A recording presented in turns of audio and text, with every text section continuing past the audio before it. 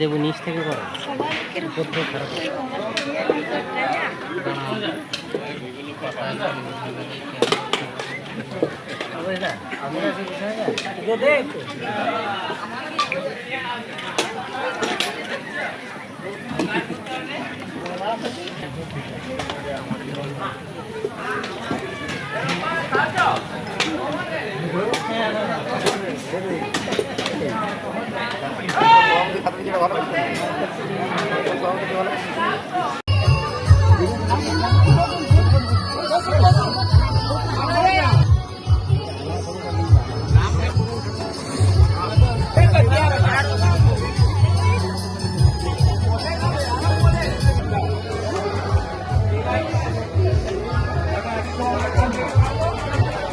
কি বলবেন আজকে কিভাবে আজকে জনসংযোগ করলেন এবং কি করলেন আজকে আপনাদেরই প্রার্থী?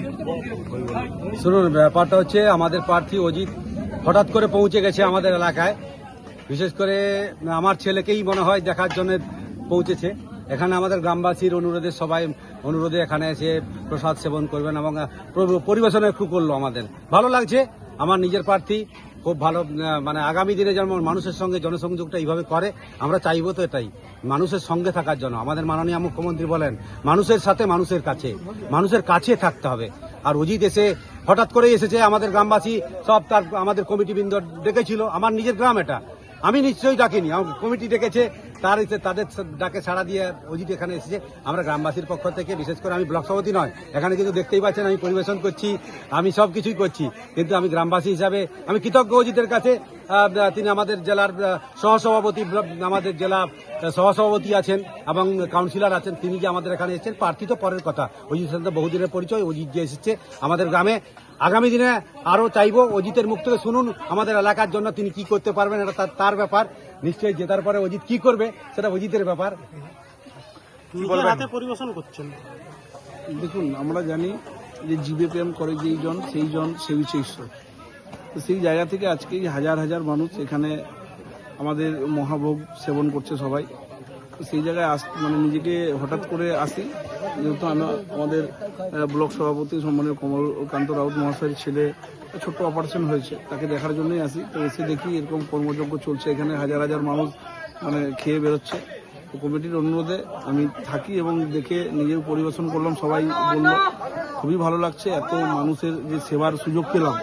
ধন্যবাদ জানাই আমাদের এই কমিটির সমস্ত সদস্যদের, এবং আমি এভাবেই মানুষের কাজ করতে চাই। এবং আজকে শুধু নয়, এই গ্রামে আমি আরও আসবো, সবসময় থাকবো এই ব্লকের পাশে, আমাদের সমস্ত অঞ্চলবাসীর পাশে, গোপীবাসীর পাশে থেকে। মানুষের সেবাই হচ্ছে আমাদের, যারা আমরা রাজনীতি করি, আমাদের মূল কাজই হচ্ছে মানুষের সেবা করা। তো সেই জায়গায় তৃণমূল কংগ্রেস প্রত্যেকটা মুহূর্ত মানুষের সেবা করে সবসময়। আমি বিভিন্ন জায়গায় বলে থাকি যে তৃণমূল কংগ্রেস এমন একটি দল যে মানুষের সুখে আনন্দে না থাকতে পারলেও মানুষের বিপদে এবং দুঃখের দিনে কিন্তু থাকে। শুনুন দাদা, শুনুন।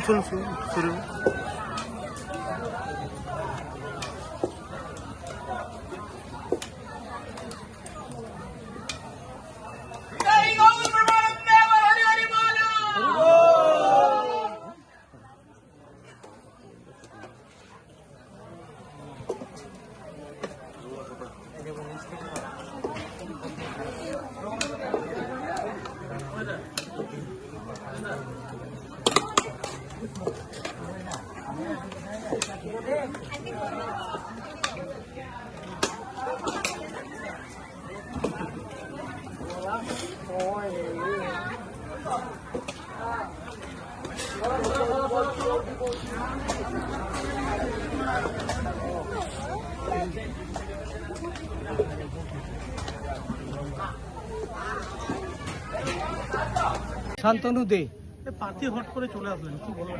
না, আমরা তো খুব খুশি হয়েছি, খুব আমরা মানে আমাদের ভালো লাগলো কি আমাদের অনুষ্ঠানে এখানের যে প্রার্থী যে হয়েছেন আমাদের এই গোপীবল্লভপুর কেন্দ্রে, উনি যে উপস্থিত হলেন, আমরা খুব খুশি হয়েছি।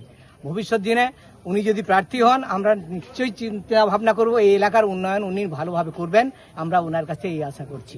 নিজের হাতে পরিবেশন করছেন, মানুষের কতটা সাড়া পাচ্ছেন? হ্যাঁ, ওনার প্রতি মানুষের যে একটা শ্রদ্ধা ভাব, সেটা ভাব বেড়ে উঠলো আর কি, যে উনি নিজে একজন জনপ্রতিনিধি, ভবিষ্যৎ জনপ্রতিনিধি হওয়ার আশা নিয়ে এখানে পরিবেশন করলেন, এটা আমাদের কাছে খুব আনন্দের বিষয়।